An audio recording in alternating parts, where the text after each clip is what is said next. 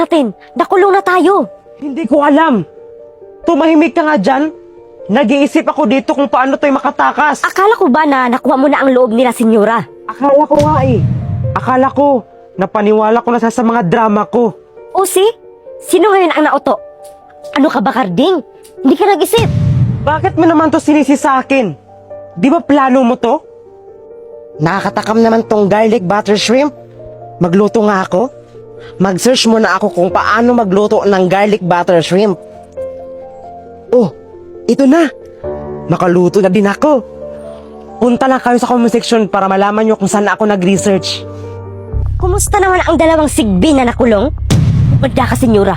Umanda ka pag makalabas kami. Makalabas? Mabubulog na kayo dito sa kulungan. Ayaw niyo yun? Kain tulog lang kayo dito? Senyora, maawa ka sa amin. Palabasin mo na kami dito. Awa? Yan na naman tayo eh.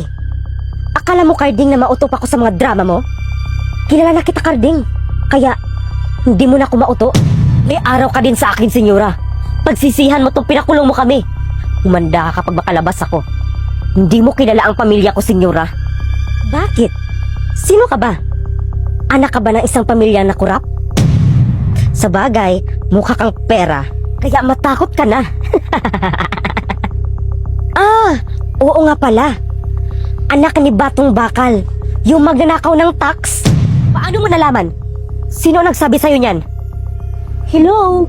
Hindi ako katulad yun ng mga low level. Bye. Aling Belinda, nakulong na pala sila ni Karding? Oo, Day. Huli ka na sa balita. Nung isang araw pa nakulong sila. Sayang, hindi ko na-videohan. Sure na ba talaga, Aling Belinda, na hindi na sila makalabas? Sure na yun, Day. 10 kaso ang harapin nila. Deserve. Pero Aling Belinda, totoo ba daw na anak ni Batong Bakal yung kabit ni Karding? Oo ba, Day? Yung kurap na leader? Yung magnanakaw ng tax? Oo, Aling Belinda. Anak daw ni Batong Bakal yung kabit ni Karding. Naku, baka makalaya yun sila. Huwag naman sana. Sana mabulok na sila sa kulungan. Hello, Dad? Oh, Princess, saan ka ba ngayon? Bakit hindi ka na umuwi, Dad, ha? I need your help. Nakulong ako, Dad. What? Ang dami niya nating problema. Dumagdag ka pa? Alam mo bang alam na ng mga tao ang sekreto natin? Ano? Totoo, Dad? Ano na ang gagawin natin? Binabatikos na tayo ng mga tao ngayon. Pero huwag ka mag-alala, anak. Ipagpiyansa ko kayo. Pupunta tayo sa abroad. Tatakas tayo. Yes! Thank you, Dad. Darling, makakalaya na tayo. Sa wakas, makalaya na tayo, darling. Maghanda ka na, senyora. Kaya nabaon tayo sa utang dahil sa parituke mo. Sana, hindi na lang ako inanak ni Mami. Kasi, parang basura lang ako sa kanya. Umalis ka. Baka mamalasin ako sa'yo. Happy birthday, Mari! Long time no see, senyora. Oh, ito na ba mga anak mo, Mari? Oo, Mari. Ito si Scarlett. At ito naman si Baki kong Mari. Hello po, tita. Ang laki ng mga anak mo, ha? Ang pugi at maganda pa. Sino yung isang kasama mo, Mari? Yan si Moana. Katulong namin, Mari. Ganun ba? O sige na. Pasok na kayo at kumain kayo dun. Parang bet ko magbinta ng milk tea. Pero paano kaya yun gawin? I-search ko na lang. I-search ko dito kung paano gumawa ng milk tea. Oh, ito na. Ang bilis talaga. Aling Belinda? Ay, tikbalang. Saan ka nagre-research, Aling Belinda? Secret. Punta ka sa comment section, Day. Ginulat mo naman ako, Moana. Aling Belinda, pwede ba ako makabili ng isang biskwit? Hoy! Bawal ka bumili dito. Umalis ka. Baka mamalasin ako sa'yo. Isa lang po, Aling Belinda. Bawal nga. Umalis ka na. Gusto mo, tumawag pa ako ng pulis? Aalis na po ako. Hoy, Moana, bakit ka lumabas? Di ba binawalan ka ng mama mo? Pinalabas niya muna ako. Pinalabas? O nga pala, sabihan mo ang mami mo na magbayad na siya ng utang niya. May utang din pala si Senyora sa Day. Malaki, Aling Belinda. Last year pa siya nangutang sa akin at ngayon hindi pa siya nagbabayad. Ipabarangay mo yan, Day, para makatikim. Daddy, hindi niyo po ba ako anak? Bakit mo yan nasabi, Moana? Kasi sabi ni Mami sa Marin niya na katulong niyo lang daw ako dito. Ano? Sinabi niya yun? Opo, Daddy. Hindi nga niya ako pinakilala doon. Siguro hindi ako mahal ni Mami. O hindi niya ako gusto kasi mukha akong maligno. Hindi, no? Ang ganda-ganda kaya ng anak ko. Sana, hindi na lang ako inanak ni Mami. Kasi parang basura lang ako sa kanya. Moana, hindi yan totoo. Huwag ka maniwala sa mami mo. Ay, naku, Daddy. Huwag mo na ipagtanggol si Moana. Tumahimik ka dyan, Scarlett. Hindi kita kinakausap. Senyora, bakit ka ba ganyan? Anak mo pa din si Moana. Alam mo, Carding, yung anak mo si Moana, malas yan. Hindi mo ba napapansin na baon na tayo sa utang? Nabaon tayo sa utang dahil sa'yo. Hindi dahil kay Moana.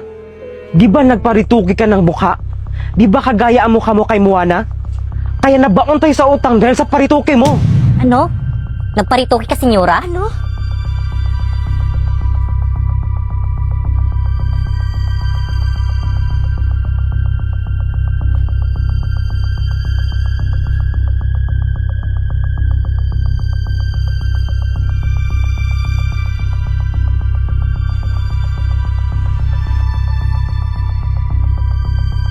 Ikaw mauna, Samantha. Game.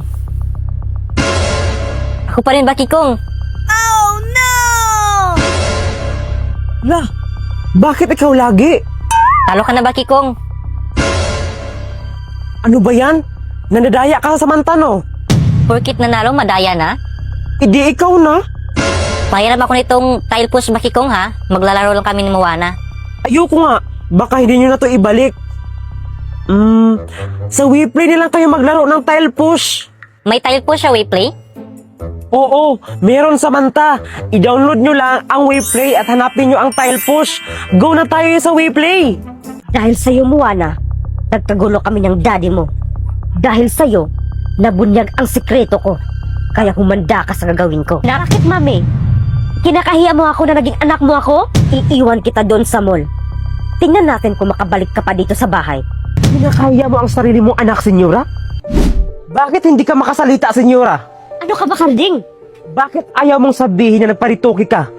Aminin mo na sa mga anak mo, senyora. Oo, nagparituki ako. Ano, masaya na kayo? So, totoo nga, Mami, na nagparituki ka. Totoo bang magkamukha kayo ni Moana? O, Scarlett, magkamukha sila ni Moana kung hindi lang siya nagparituki. Totoo ba yan, Mami? Oo, magkamukha kami ni Moana. Nagparituki ako. Try ko nga gumawa ng pizza tapos ibinta ko. Ganito lang pala ang gumawa ng pizza. Ang dali lang pala. Punta na kayo sa comment section para malaman nyo kung saan ako nagre-research. Aling Belinda, alam mo na ba ang balita? Anong balita naman yan, Day? Tungkol kay senyora Aling Belinda. Tungkol kay senyora? Bakit? Ano nangyari kay senyora? Alam ko na ang pagkatao niya. Medyo naguluhan ako, Day. Anong tungkol sa pagkatao ni senyora? Nagparitoki pala yung senyora na yan. Ano? Totoo ba yan, Day? Oo, Aling Belinda, nagparitoki pala yung babae na yan. Kung hindi nagparitoki si senyora, magkamukha pala sila ni Moana. Sino nagsabi sa'yo, Day? Si Carding Aling Belinda. Pumunta kasi ako sa kanila, narinig ko. Nagparituki ako. Dahil hindi ko kayang tiisin ang mga sinasabi ng mga tao sa akin. Hindi mo matiis ang mga sinasabi ng mga tao, Mami? Bakit hindi mo kaya ipagtanggol sa kanila? Oo nga, senyora. Bakit hindi mo kaya ipagtanggol ang anak mo? Bakit, Mami? Kinakahiya mo ako na naging anak mo ako? Oo. Kinakahiya kita, Moana. Dahil kakaiba ka. Kinakaya mo ang sarili mong anak, senyora? Bakit? Hindi mo ba inisip ang naramdaman niya? Alam mo, Mami, mas inuuna mo pa yung sinasabi ng mga tao kay sa akin. Alam mo, sana di mo lang ako inanak para di mo ko kinakahiya. Sana nga. Sana hindi na lang kita naging anak. Tumigil ka, senyora. Anong klaseng ina ka? Alam mo kung sino ang totoong salot? Ikaw yun. Kasalanan mo tumuwa na. Nag-aaway sila ni Daddy at Mami dahil sa'yo. Alam mo, ate, maswerte ka kasi mas mahal ka ni Mami kaysa akin. Dahil sa'yo, Moana, nagkagulo kami ng Daddy mo. Dahil sa'yo, nabunyag ang sikreto ko. Kaya humanda ka sa gagawin ko. Humingi ka na ng tawad sa anak mo, senyora. Anak mo, anak. Patawarin mo ako, anak.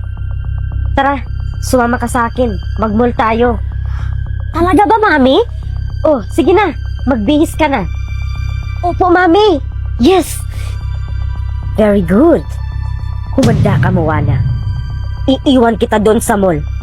Tingnan natin kung makabalik ka pa dito sa bahay.